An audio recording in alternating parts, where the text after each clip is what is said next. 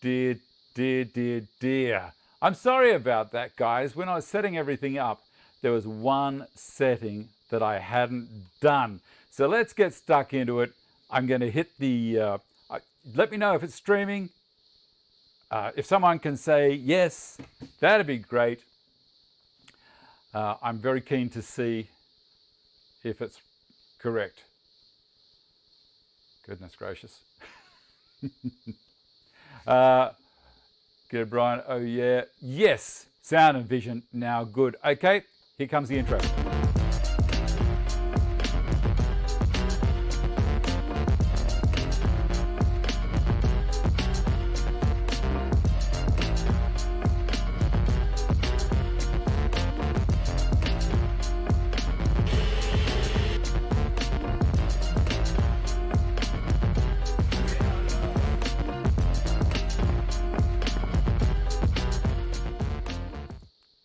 My goodness, what a debacle. I'll tell you what it is. It's this new studio thing that they've created. So it stops me running. Here, I'm adjusting glasses again. It stops me running it how I used to do it. And I'm still stumbling along with the new situation. There's one little tab in there. It says start stream automatically, stop stream automatically when I hit the go button. I forgot to push that this morning. Anyway, a bit of a panic, but we're all good now. Today on the show. Today is the 11th of October 2020. I hope you've had a good week. Mine's been a great week. Been very, very busy catching up on odd jobs that need to be done. You've heard of spring cleaning. Well, in the Southern Hemisphere, it is spring, and a heap of work is having to be done. So this week on the show, Paul Angus has a project that he's going to share with us. It'd be great to see that. Derek Lark's new workbench that he's sorted out. I'm going to trim an old box for Vicky's upholstered seat, and that's where I've got the Festool HKC sitting on the promo. Hinges on a steel gate. Now there's a thing that with gates they tend to sag. Now this particular gate, and I've got it sitting on the bench behind me here. This is a big steel gate, and it's not going to sag itself because the gate's going to be super strong, but the mount that it's going onto is welded onto a steel beam, and just the weight of the gate might start to pull that mount over a little bit. So it's one of those things that I'm doing, and I thought you guys might be interested to see how I'm going to sort it out. Did you need to do Instagram? Thank you very much for that. Let's see if I can do it. Look down on here, and come on, start and share. There we go. Now that will also share on Facebook a little bit as well. I'm going to do a quick read down the side here. Dave, hello from Canada, online, all good. When we got to go? I don't know what that's about, Peter. Everyone's jumping up and saying, yes, it's fantastic. I saw David Rowland's comment. My grandfather clock says it's 11. I'm thinking, I know. I'm trying to go live. I'm trying to get there. Morning, Dave. Morning, all from Brian Lukens, Michael Murray. Dave, I really love Zoe's sign behind you. It's a cracker, isn't it? I love it. And I did the guns. Now, that photo that I put on Facebook, you may or may not have seen it. I was just pointing up at it, and I had the camera, my phone, mounted down here on the bench. It's got a little lever that you can pull out on the back. I'll show you, like that. Can you see it? Anyway, it lets me put the phone down here so I can watch what's happening. So I thought I'll take a photo from there to take a photo of the sign. I was just pointing up at the sign, and I realized that the angle that I was pointing it at made my biceps look a little bit bigger than they really are. So I thought I'll jump on board with that. I'll take it when I can.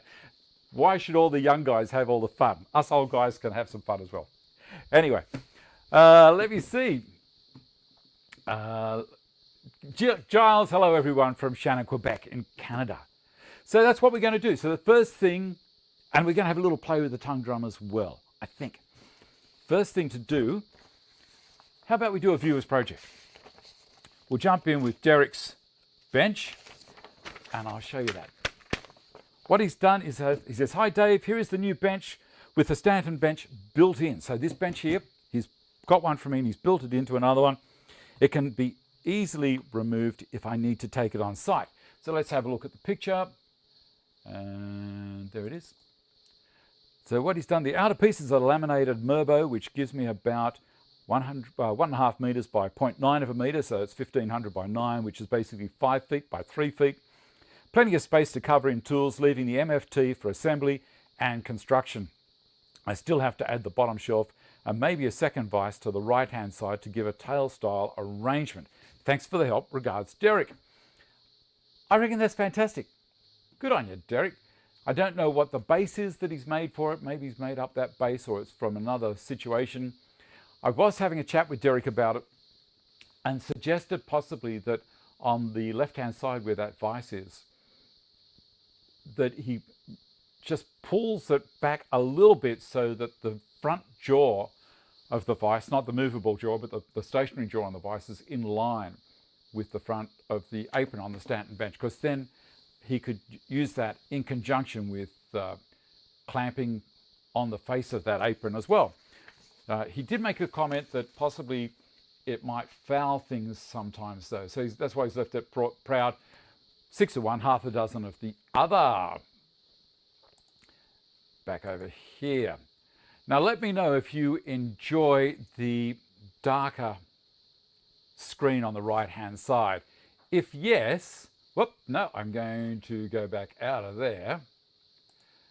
Oh, goodness gracious.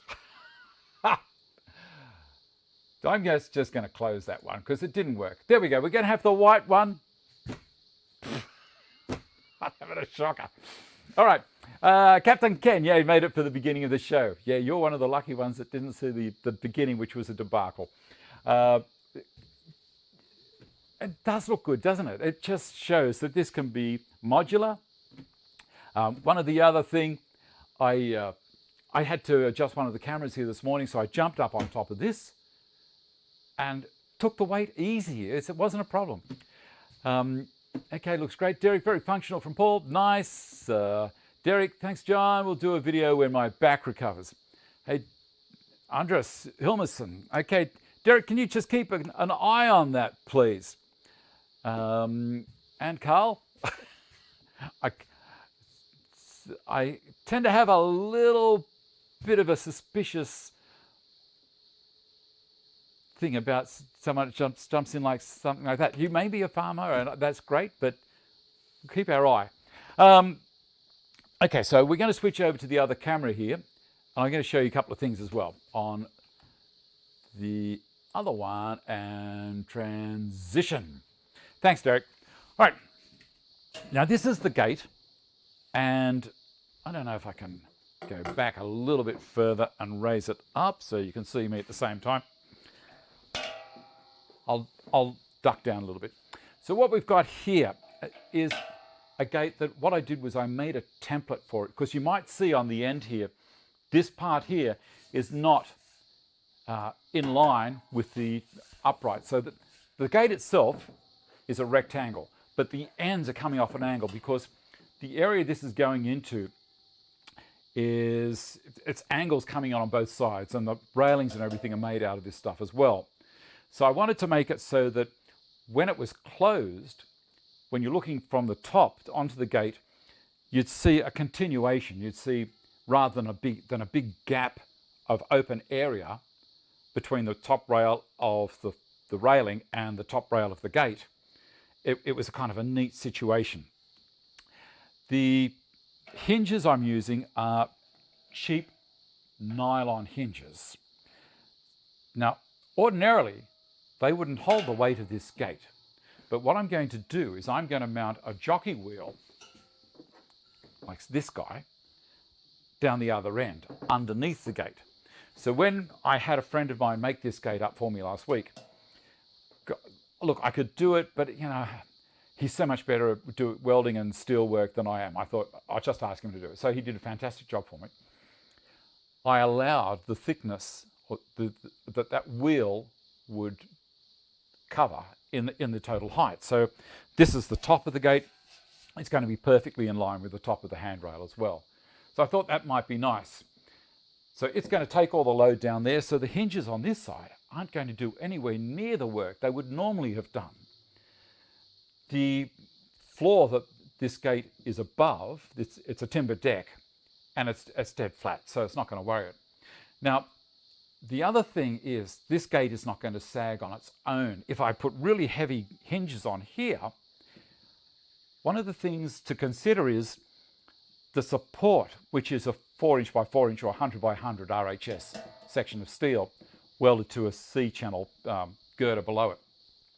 Now, it isn't very heavy duty because it was only handrail. It was never designed to take a gate. It would end up leaning over a little bit, and then the gate would be sagging and dropping on the ground, and that's annoying. So this is doing two things. It's helping out on the steel pole that's supporting the gate, and it's also allowing me to use very lightweight hinges. And these things don't need lubricating or anything like that. Stainless steel pin in it, and I'm mounting them with these screws here. So these are a self-tapper, but I'm not just going to use a self-tapper. I'm going to drill them out. I'm going to use a VIX bit. Now, during the week, I'll come back over to the other camera here for a second. Where are we? Right. So during the week, I put a post on Patreon about how to fix these VIX impersonator bits. Now, these things are cheap, hence I got a full set, and I love the set, but around the top, it was really flat. You notice on the VIX bit, it's got a really nice chamfer, which allows it to drop into a hole. These are for people that don't know a VIX bit, or this VIX bit style is a self-centering drill. So you pull, it goes down into the hole that you're wanting to marry up with, like in a hinge. You put it down into the hinge hole. It centers the drill bit in the hole, so when you put the screw in, it holds it perfectly, because there's nothing worse than if you drill a hole off center in a hinge, the hinge will move when you put the screw in, the countersink will pull it out of alignment. You may have to put a strainer wire on. I think we'll be fine. Let me read down through the top here. Morning, do you still use and recommend miter set? We'll use your link. Oh yeah. But look, there's a lot of things that I continually use, but once I've done a video on them, you probably won't see me doing anything about it, because the stuff you see me do is about a specific subject. So I use miter set a heap. The reason being, as I say in the video, I have a sacrificial fence in front of my miter gauge. And so that fence might be tapering out a little bit. So if I'm wanting to do something that's got 19 sides, facets in a round circle, well then the miter set is fantastic. It just sets it for me straight away.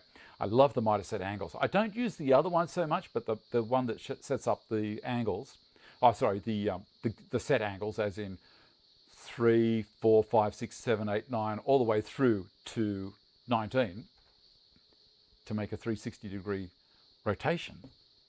It's magic. You won't beat it. Do you think it's strong enough? Hold on a second. There was another comment back up here, if I can get back to it.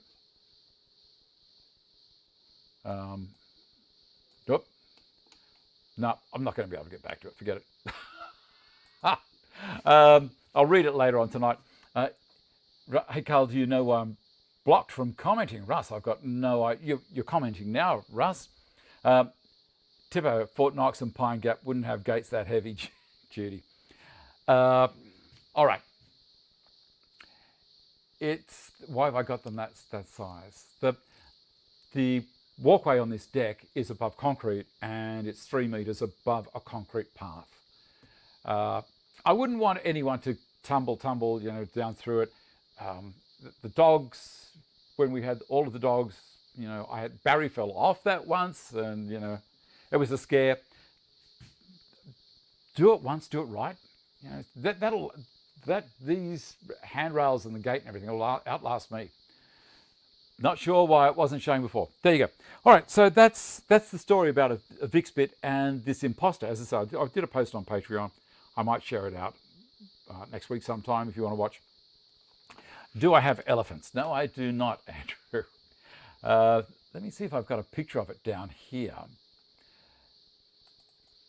Whoop, no, that one's no good. And I bet you this one's, there it is, that one's better. That's the Vicks bit or the impersonator, and I've opened it up. So if you have a situation where they clog up with sawdust, you just undo the casing.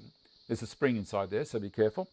And push it back in, and you can see the little chamfer I put on the end as well. Come back up to here. Now I'm going to drill these out. Still, so Nessie can't chew. Exactly right, Wade.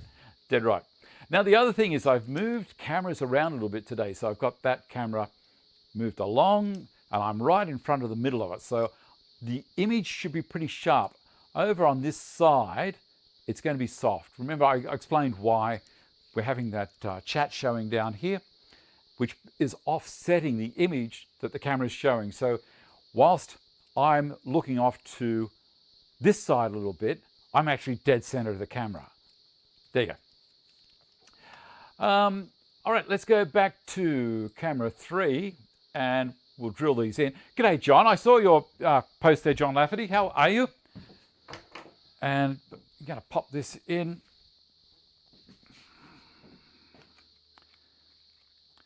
The other thing to tell, I might as well show you, the imposters have a slightly longer section here than the Vicks bit. A couple of little different features. All right. Now we've got the hinge, and I've drilled a pilot hole already with the Vicks bit. Now I always like to put another hole down that's going to be a clearance hole for this. This is a 3mm drill.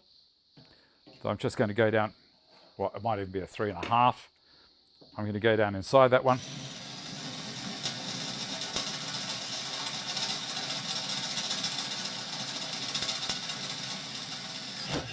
Gotcha. These guys here do drill themselves. Let me see if I can tip this up ever so slightly. I don't want to lose the main thing out of the job. But if you create a bit of a pilot hole for it, it makes it a whole lot easier. Let me see if I've got another drill with a screwdriver on it. Yes, I do. All right. Now the other thing is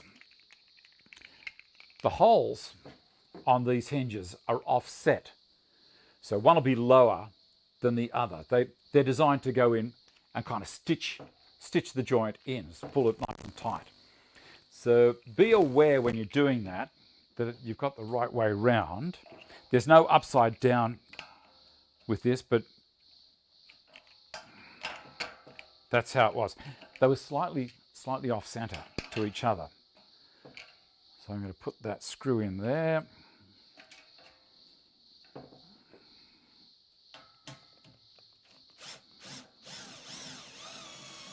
Whoop.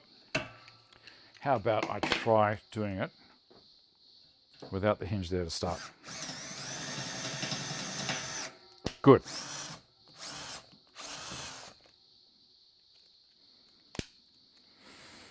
How's everyone's week been?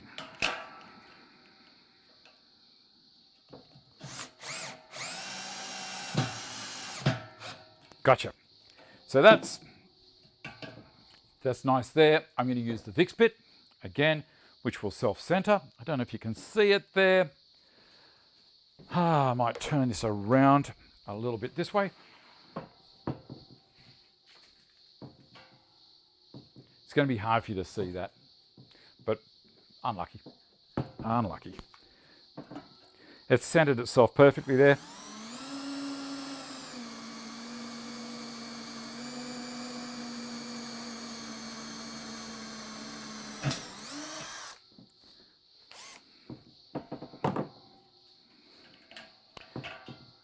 And you know what? It has. Ah, dear, wouldn't you know it? You know what's happened, don't you? The Vicks bit has snapped off in the hole. All right, I'm going to come back over here. Why not? Why not? Why not? Okay, so let's go back to here. Of course, it was going to happen today, wasn't it? paying attention to it while also reinstalling IS data.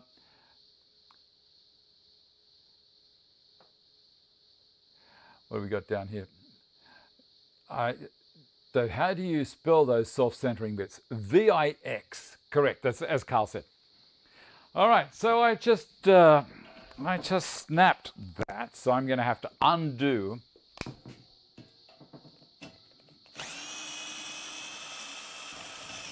that, take that off, get some pliers, isn't it fun?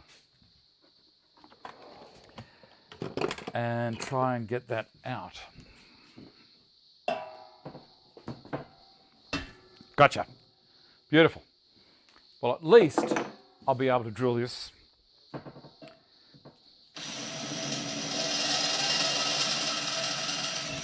Gotcha.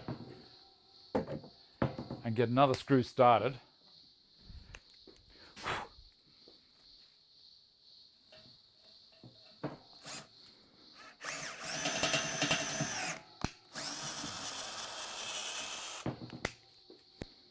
Switch the cameras back again. I'm feeling confident. Yeah, thanks, Ben. Thanks, buddy.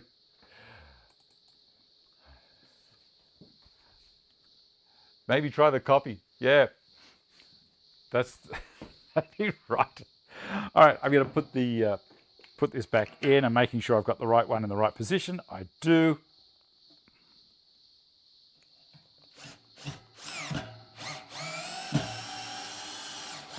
Gotcha. Anyway, I'm not going to do the rest of it. That's enough of the demonstration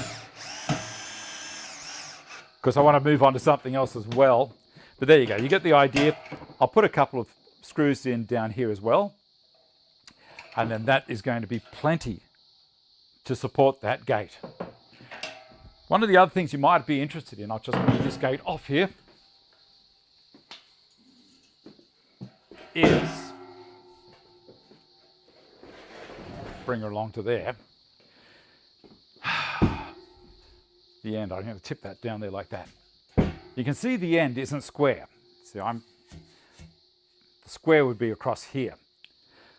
How I set this up was I got a piece of plywood, the same width. I cut a piece of plywood exactly the same width as this top section, and I rested it over the top of what was there. Let me have a look. I'll come back to this.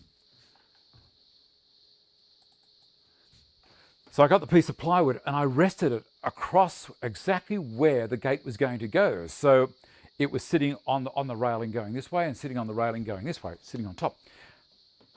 Pencil underneath, scribe it, allow possibly 10 mils either side, 10 millimeters, about 3/8 of an inch, and then wrote on it the spacings for all of these little rails here, handed it to the engineer, done, perfect fit. All right, Dave can edit all that out later. I'm not going to. This show is live, what's and all. This is just how it is. Let me have a look. Do you think you need a few more hinges? No. They'll be fine. That'll be fine.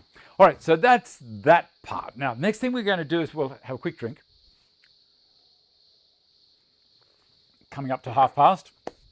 Paul Angus. Let me have a look down here.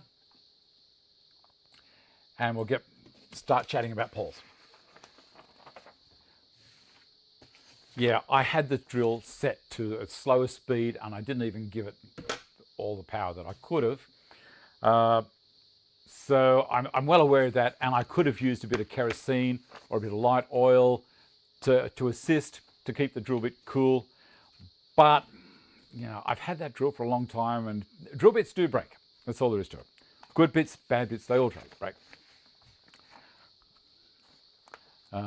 Right, okay, Carl, you're use the hammer, smash it. All right. Paul Angus, hello Dave, please find attached 8 photos of my project. Feel free to adjust what you want to share to your preferences. Below is a rough timeline of my bookcase entertainment cabinet. So we're going to go to part A, and Paul has done this timeline as well. So he started off on the 26th of April 2020 and installed a cable clear to hide the cables. So we'll start off with the first picture, and I've put all these in series, so hopefully we're going to be good. First off, he started with pick one is the design and concept, and then pick two is the CAD image of the layout of everything there. And then we go to pick three. This is installing the cable clear. So that pipe just below the mount for the television goes down past noggins or whatever you might have in the wall and comes out at the bottom, so you don't have cables hanging all over the place looking untidy. And they're large enough for you to be able to slide a cable with a plug on the end of it. So this is for pushing into a 10 amp outlet, I'm guessing. These are really, really clever. My son-in-law put one in a house that he renovated. I was very impressed when I saw those. The next thing is install the TV bracket. Oh, sorry, the date's 26th of April, he installed the cable clear. 2nd of May, installed the TV wall bracket and patched the wall. And then, what have we got? The 12th of May, completed the wall painting. I'm hoping I've got that there. It should be in there. It should be in there. And took delivery of the pre-cut boards, hung the TV and speaker on the wall. I'm waiting for commence the bookcase cabinet assembly. This is down to the 31st of May. Assembled the drawers and made a mounting jig for the drawer slides. There we go. I think I've caught up. Then on the 28th of June, mounted the bookcase on the wall. Yeah, I'm caught up really good. And then on the 5th of July, he's mounted the drawer cabinet on the wall. Let me have a look, see if this is the next one. Yes. Small pause to move to another project that's going to be coming soon. And then on the 2nd of August, he scribed an MDF face to match the wall shape. So I'm guessing that's what also this picture is. The 8th to the 30th of August, 2 coats of undercoat and 2 coats of top coat. Foam roller was used on the MDF. And the 5th of September, installed the 3 drawer fronts and mounted 2 face covers. 13th of September 2020, made and drilling hinge guide. 20th September, installed the 2 doors. And this is it. How nice does that look? I'm waiting for the painting. This just goes to show, I reckon that looks brilliant. See, you don't see any of the cables. It's extremely neat. I love it. And further down the track, if he wants to change TVs, he can do it easily. He can put a larger telly there if he wants, and no one's going to see it. No one's going to see the change. Very well done. Okay, I'd like to say thanks again for the knowledge you've shared. It has helped me deliver this project. Next step, a Craig K5 jig for my further melamine adventures. Regards, Paul. Thank you so much for sending that in, Paul. Now, other people out there, if you want to be like Derek and Paul, send some stuff in to me, and I'll do some nice entertainment in the background as well and make out. I'll break things, and this makes your work look even better than it is. Not that it needs it, but I can help. Place wood on the top to break up the colour. That's a good idea, Paul. Let me have a look down. John Parra, that looks great. Paul, thank you. Not a problem at all. I reckon it looks brilliant. Thank you so much for sending that in. Now, I'm going to move this elephant gate out of the way. This will be brilliant. I love it. And that's no real lightweight. That's a heavy gate. And I'm going to drop the camera down a little bit lower so you can see what I'm going to be doing down here. Just the excitement of the live show. Well done. No extra cost for that. I'm lowering this down because what I'm going to do now is I'm going to show you a project that Vicky's been working on, Vicky being my wife. Now she has got a blanket box, so I'm going to move this into the spotlight a little bit and see if I can get it happening. Here, I'm going to have a look at the other camera.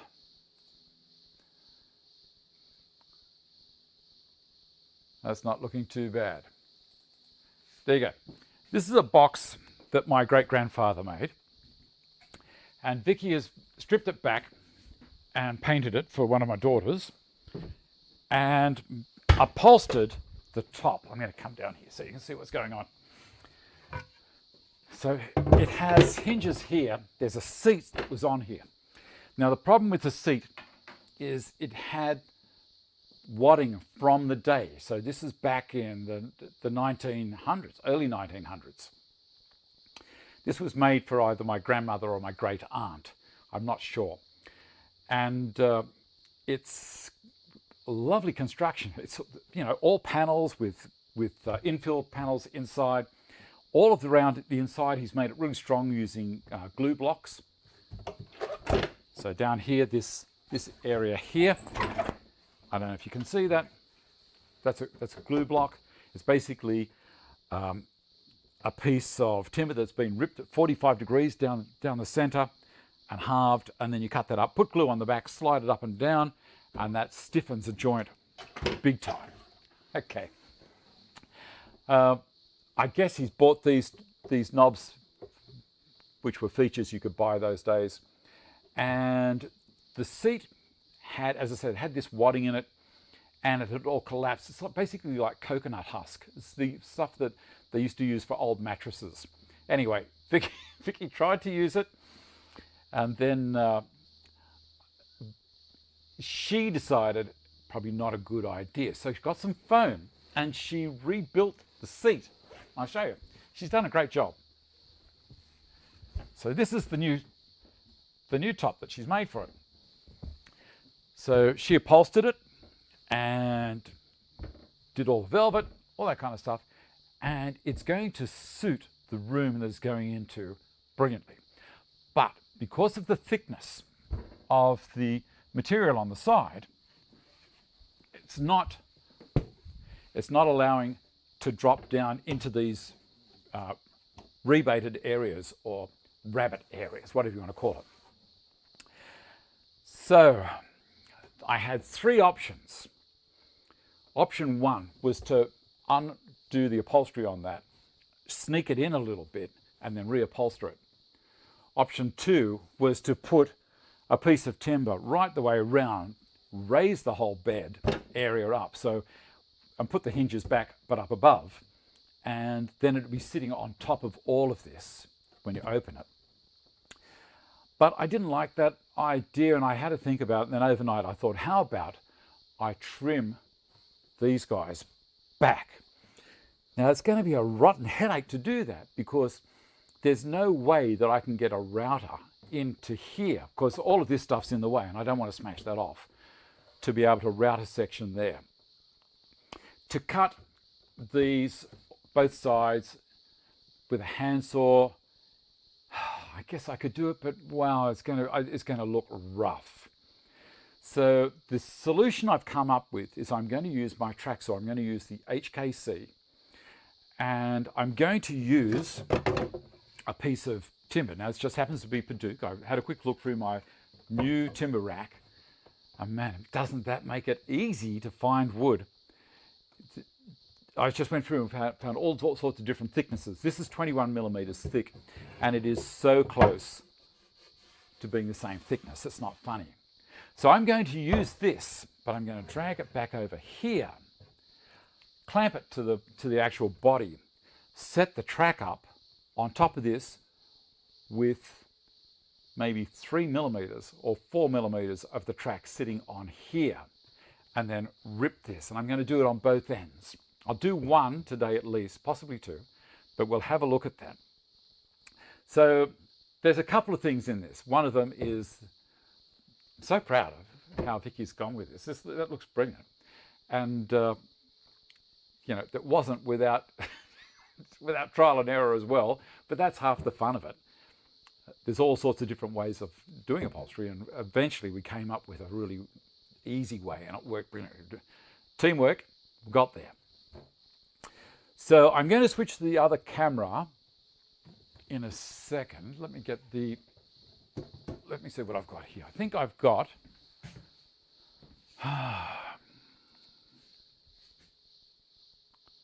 can't find it. Oh, no, there it is. Of course it is.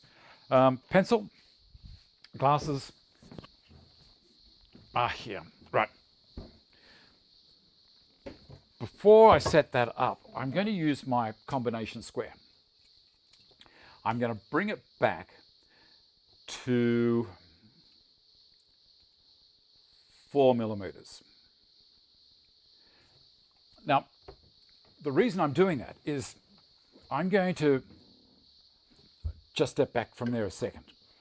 The blade on the HKC, which is the cordless circular saw that will also run on a track from Festool. The blade on that, the kerf, is 1.8 millimeters, so close to 2 millimeters, it's not funny. The TSC, which is the heavier duty track saw, dedicated track saw that Festool have, was going to give me a couple of issues.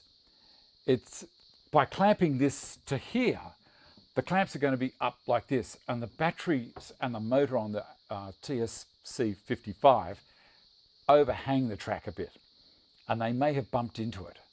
Now, I haven't got anything wider than this to get it out of the way, so that's why I've chosen to use the HKC. The battery is in line with the motor, and it does not overhang the side of the track at all. There's a little thing along the edge. Anyway, so the blade is 0.4 of a millimeter. The kerf is 0.4 of a millimeter less.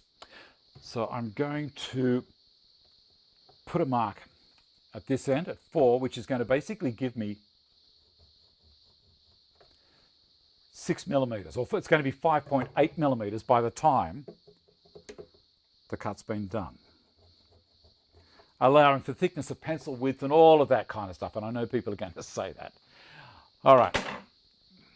Isn't that lovely? I just looked up there and there was a remnant of a drill bit. Ah, well, that's life.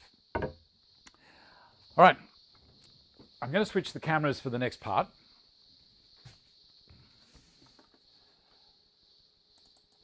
And the reason being, I'll show you a couple of things about the HKC. As I said, there's the battery slides in here. The motor doesn't overhang the side of the track at all. There's the track. There's the saw. Push that down so it can drop down. Like so. So that, plenty of clearance. Always nice to see preservation of heirloom furniture for the next generation.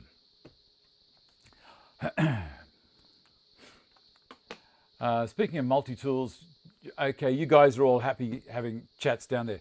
I think it could be a good use for a rotary tool with a router attachment. It could be, but this is something, this is going to be a dead straight cut. It's only going to take a couple of seconds. All right, now with this particular saw, because it's kind of a half a construction saw and half a track saw, first thing we need to do is set the depth that I'm going to go. Now on here it's got FS, which stands for Vorenschiene, which is guide rail in German. So I'm going to grab this and lower it down to 21. I don't know if you can see that, but just there it says 21 millimeters. Now, don't do that part when you have the saw released up, because as soon as you squeeze that, the spring's going to release and it's going to crack. And Yeah. Anyway, I've got all of these people telling me what's going to work and what's not going to work now. So it's an easy matter of just push it down and it locks when I reach the bottom for the depth of the plunge. So next thing to do, I've got an aluminium blade in there. I want to take that out. Notice I don't have the battery in. Never work on a battery powered saw with a battery in. Jigsaw, circular saw, whatever, it doesn't make any difference. Don't do it. All right, this one has got a little lever at the front. You pull that forwards and it will expose that there is a Allen key in there. So pull that out. It's also locked the blade so it can't rotate. This is a conventional right-hand thread. On the Capex, remember a little while ago I made comment that that is a left-hand thread.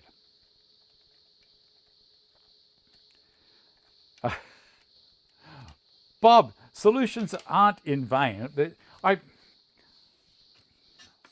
A lot of things are going to work, and it depends on what you have available as to whether or not something's going to work.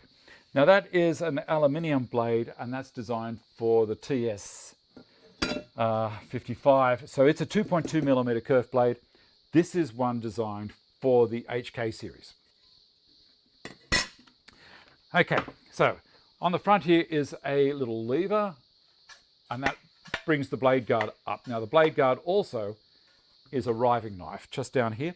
This drops into the slot behind the blade as you're cutting. All right, now make sure that you've got this colored section facing out. The other way around, it's not going to cut. It's going to be spinning this way. No good. So we drop that down out of the way, slide the blade in position. It's a 20 millimeter arbor. And I put the flange with the retaining Allen head countersunk bolt. What would you call it? Is it a carriage bolt or, I don't know, countersunk? Yeah. Look, it's also with the suggestions, everyone who's watching, I don't know how many people are watching, but anyone who's watching now or further down the track during the week, they'll see suggestions like that and they'll take them on board. You know, exactly as Peter said. All right, pop it back in. Always put it back in. Otherwise, the next time you need it, you're going to go looking and it's not going to be there. Close that. Now, I have got the correct blade in there for ripping. Put the battery in. And I checked that it had a full charge. Slide her in. And then, why isn't it turning? That one isn't working with it. I don't know why, but let me see if I've got a different battery that's not Bluetooth and see if that one will work. 5.2 and a 4.2. I know the 4.2 should work. Let's see what happens.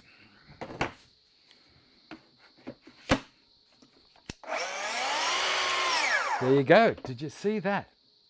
The 6.2 Bluetooth battery wouldn't run it. Amazing. I didn't know that. All right, next thing to do is to put some clamps on that board to hold it in position.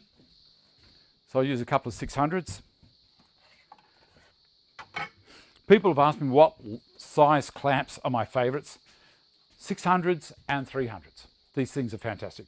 The blade is an 18-tooth rip blade. So it's kind of a combination blade for that particular saw. Let me switch the cameras around. There we go. Yeah, it's almost a combination blade for it. But the 600 and 800, before I lock that on, I'll get the track and make sure I've got enough room there. See, that's only just going to go on. Beautiful. There we go. And a couple of those.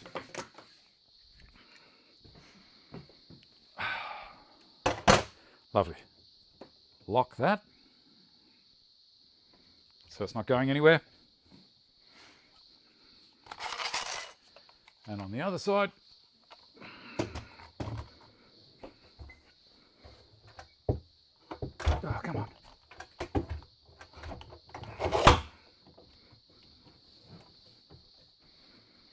Good.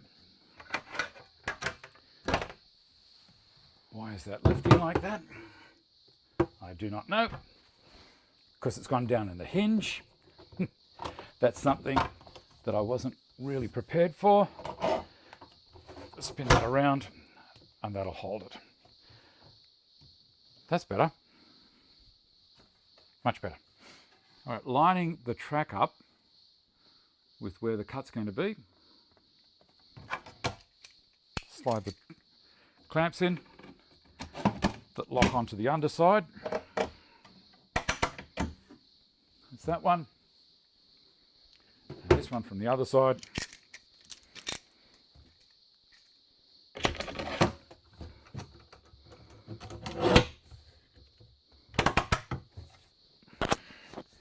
That looks pretty good. Get the saw. There might be a firmware update for it. Now with this saw, you can't just put it on like a conventional track saw. I'll turn it around a little. You have to push this so it drops down. And I'm also going to release it so it's coming up. There we go. So at the moment, not an issue. It can slide through. It's going to do the cut nicely. And instead of using a dust extraction, I'm going to use the bag.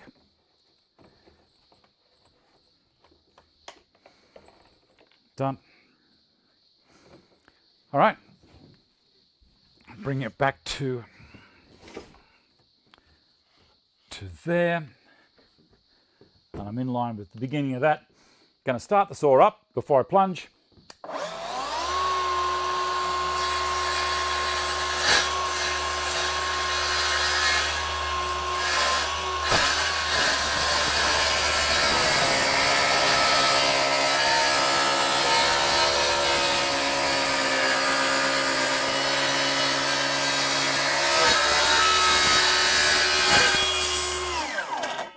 Done. Let's see how we went. Fingers crossed.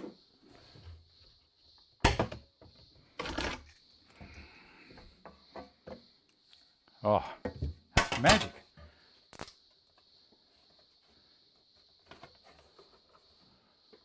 That's the paint holding it. That's amazing. That is absolutely magic. Give me a second. I'll undo this. And this one.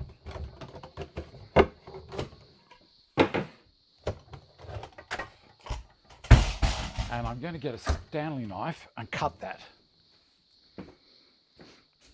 Don't reef on it because I'll end up tearing all of the old paint. Where's my Stanley knife? Lost and gone forever. All right, we'll use a chisel.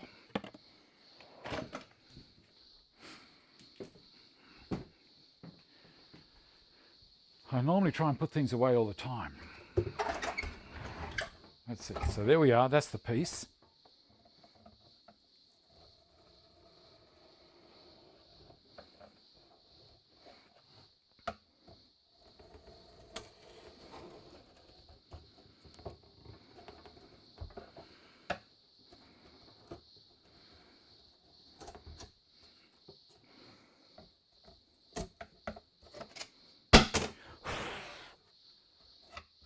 Nice is that? Beautiful. A little bit of a clean up on the edge with a piece of sandpaper and then some primer undercoat in there. I'll just give this a quick touch like that.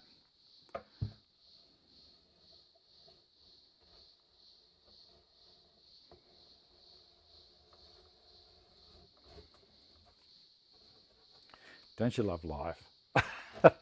The live show keeps me humble. How many people out there would be brave enough to do it? I know there's a few people do live. sometimes after I've had a bad show, I think to myself, why do you do it? Why do you do it? Well, because people keep coming back, and maybe they like to have a bit of a look and a laugh.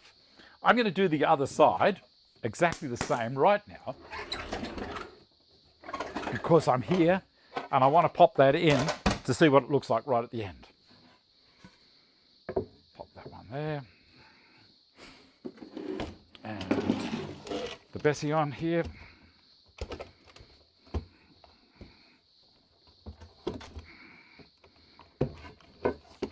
About there. How's that for the track?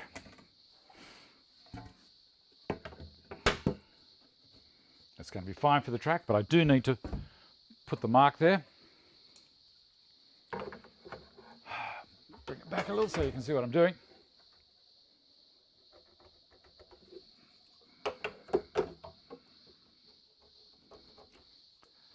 Now, also, I'm not reading any of the comments at the moment. I will read them later on tonight when I watch the show, do the review, and cringe a couple of times, I'm guessing.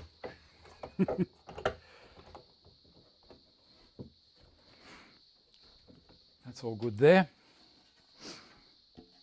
Pull it around a little bit more so you can see me lining it up. I'll be starting the saw from that side this time. So I need to make sure I have enough of this center rail for the guides, or the little cams, plastic cams that follow that. If you don't, if one of the cams isn't on, if it's over the outside, well then the saw will approach at a bit of an angle until it gets both cams on. Then it'll straighten up, and by that time I may have stuffed the whole project. Slide this onto here.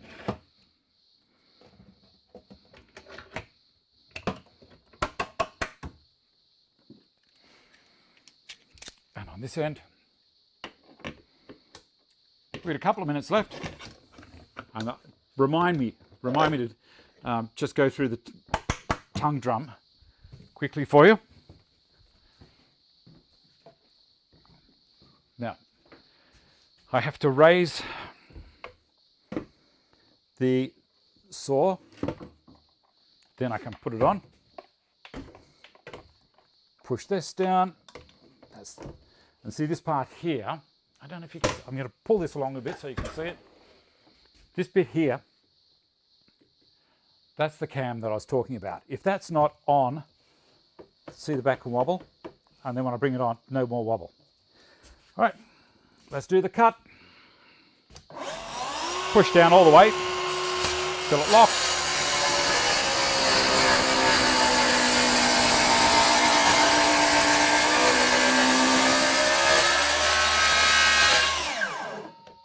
And back up again. Out of the way.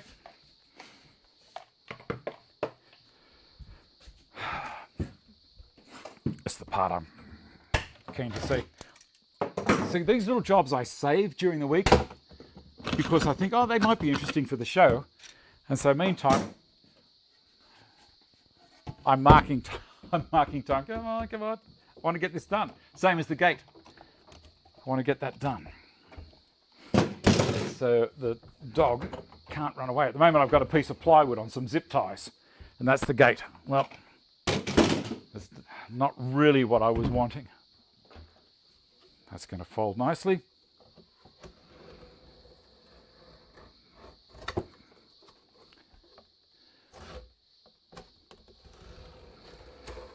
Gotcha.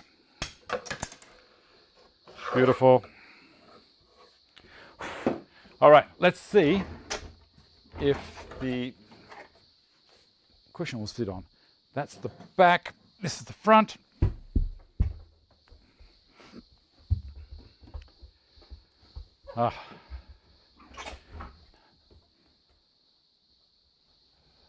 That's sitting on beautifully. Lovely. What do you reckon? I've got a clever wife, haven't I? This is magic. And my daughter's going to absolutely love it. Very, very nice. This is going in a wardrobe, I think. Be a seat for her to put her shoes and socks on, all that kind of stuff. Love it. Okay, up the top.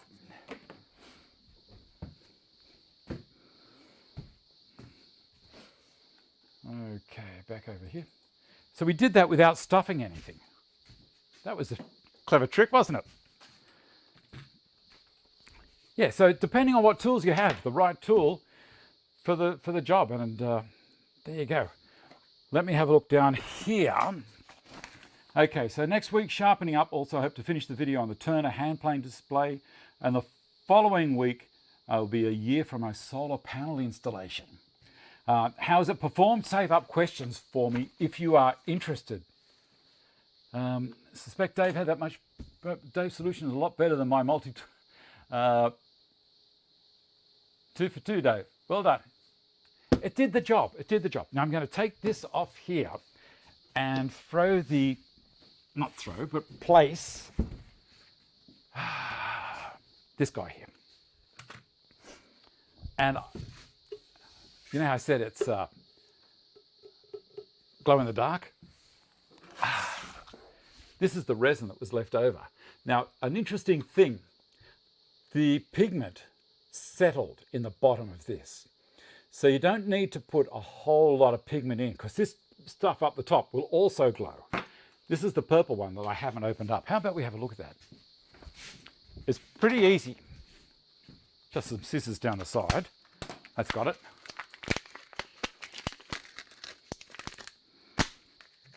There we go. Now, I don't know what I could do with these. Maybe I could make some glasses. Scare the neighborhood's children. I don't know. Imagine waking up and you see these two things peering in your window in the middle of the night. All right. Now, I'm going to try it. I'm going to take this off. Pull this in from under here. And I'm going to put this on the bench underneath, just sitting there, and we'll see how it goes.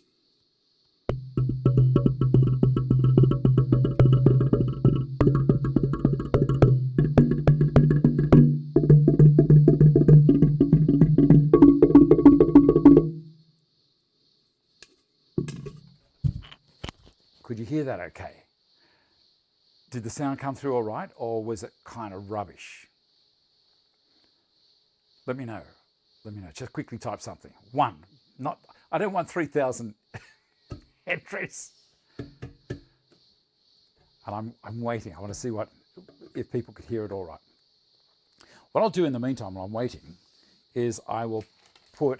Sounds good. You like that, Paul? I'm going to put a towel. I'll just hook this on the outside. Then you'll be able to hear me without it sounding a bit strange. All right. Now, I put larger felt pads on the bottom. See that? Playing was ordinary. Thanks, Ben. Okay, this time I'm going to, as I say, put it on top of this towel. Put the microphone under there. And let me know if this sounds as good or better.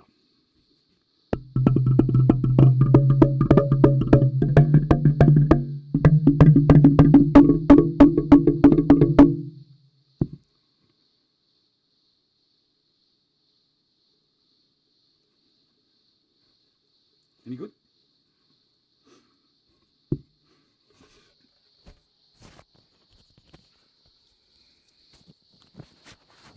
Less echo.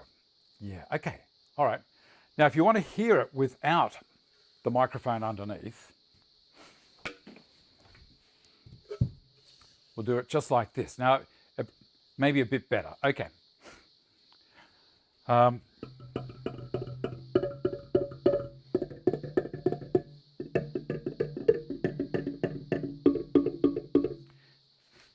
Could you hear that better at all or not? I reckon inside on the towel, I reckon that might sound the best. Give me a sec. I want to show you something else.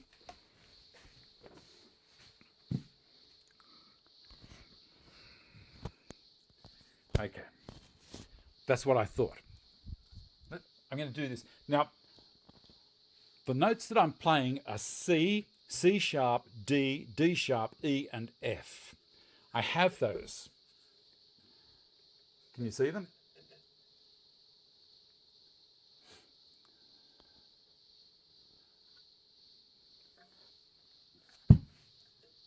Okay, so towel and microphone is best. Okay, on the towel.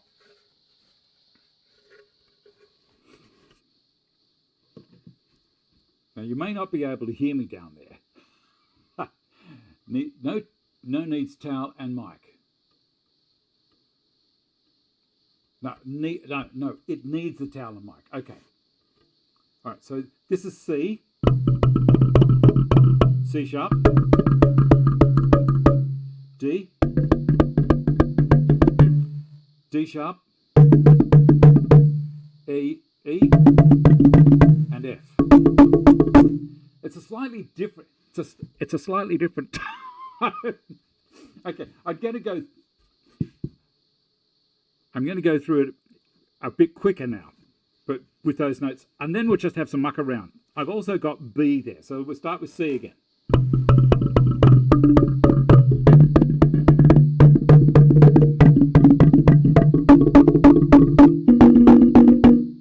The last one was B. Now, I'm just going to go nuts, all right?